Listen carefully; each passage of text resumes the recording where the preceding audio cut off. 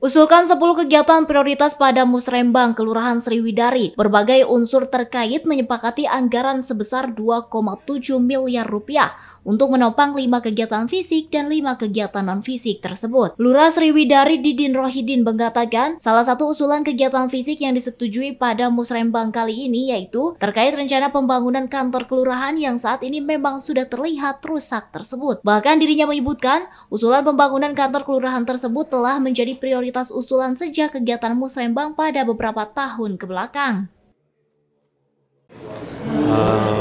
Pada Musrembang tahun 2023, usulan 2025 ini ada beberapa usulan yang telah dirumuskan ya. Ini ada fisik, ada non fisik. Kalau fisik ini kami usulkan 5 kegiatan dan non fisik juga sama 5 kegiatan. Nah, yang fisik kami usulkan ini pembangunan rehab kelurahan ya, karena kelurahan ini sudah 3 periode bahkan sampai dengan sekarang terus diusulkan sehingga sampai saat ini belum ada realisasi dan terus kami usulkan.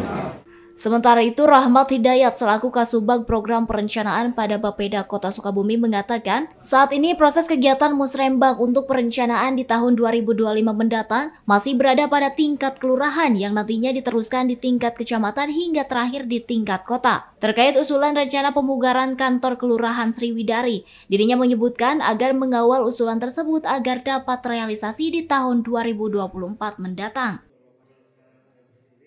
Untuk tahapan Musrembang sekarang di bulan Desember itu Musrembang tingkat kelurahan. Untuk di bulan Januari nanti ada Musrembang tingkat kecamatan, dan untuk di bulan Maret itu ada Musrembang tingkat kota.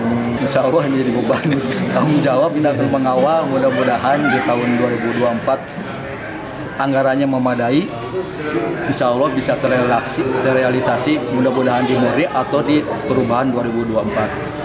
Tapi kita melihat dulu kekuatan anggarannya, tapi mudah-mudahan kita kawal, mudah-mudahan bisa terrealisasi tahun 2024. Dari Kota Sukabumi, Sofwan Julfikar dan tim liputan MGS TV melaporkan.